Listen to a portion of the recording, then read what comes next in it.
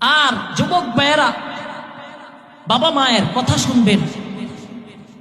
যারা এই তিনটা কথা, আমার এই তিনটা উপদেশ মানবে, তাদের জীবনটা হবে একটা ফুলের মতো পবিত্র। একটা গোলাপ ফুল দেখতে যেমন সুন্দর, তাদের জীবনটাও এত সুন্দর হয়ে যাবে। এক নম্বর, কোনোদিন মুরব্বীদের সাথে বেয়াদবি করবেন না। কোনোদিন মুরব্বীদের সাথে বেয়াদবি করবেন না। দুই নাম্বার, বাবা মায়ের সাথে বেয়াদবি করবেন। তিন নাম্বার, আলেমদের সাথে বেয়াদবি করা যাবে না। এই তিনটা জিনিস যদি আপনি নিজের মধ্যে ফিট করে নিতে পারেন, আল্লাহ তাআলা দুনিয়ার মধ্যে আপনার জীবনটা একটা গোলাপের মতো দেখতে যেমন সুন্দর তেমন বানায়া দিবেন। আর বাবা মার সাথে বেয়াদবি করবেন না, কারণ বাবা মারা যদি বদদুয়া দিয়ে দেয়, আকাশ পর্যন্ত পৌঁছতে সময় লাগে না। এর সন্তান, তোমার এই বাবা এই মা কত কষ্ট করে তোমাকে এই পেটের মধ্যে লালন পালন করেছে। তোমার মা 10 মাস 10 দিন এই পেটের মধ্যে লালন করেছেন। এই মা খাইতে পারে নাই, ঘুমাইতে পারে নাই, বাথরুমে যাইতে পারে নাই।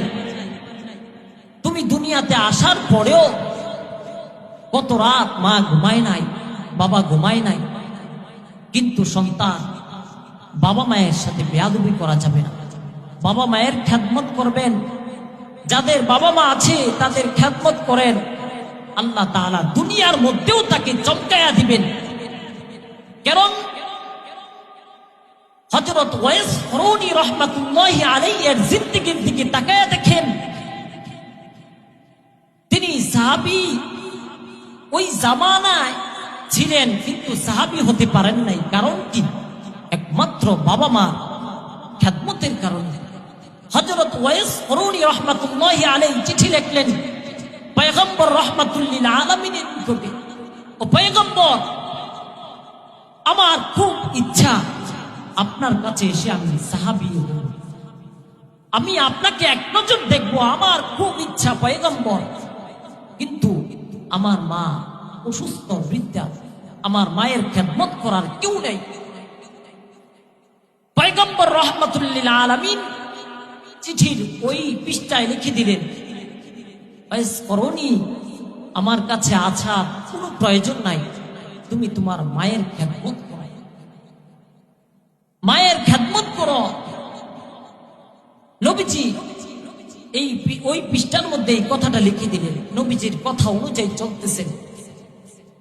কিন্তু নবীজি বিদায়ের পূর্বে হযরত ওমর ফারুক রাদিয়াল্লাহু তাআলা আনহুকে বলে গেলেন, হে ওমর, আমার বিদায়ের পর ওই ইয়ামারের থেকে ওয়াইস করুনি নামক একটা লোক আসবে, আমাকে খুঁজবে, তখন তোমরা তার কাছ থেকে দোয়া নিও।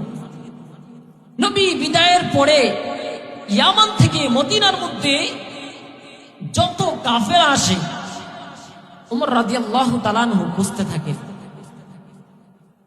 কোনো সারা শব্দ নাই, পাচ্ছেন না। অনেকদিন পর ইয়ামান থেকে এক কাফেলা আসলো। খোঁজ খবর নিয়ে দেখলেন এই কাফেলার মধ্যে এই ওয়াইস করুনি নামক লোক আছে।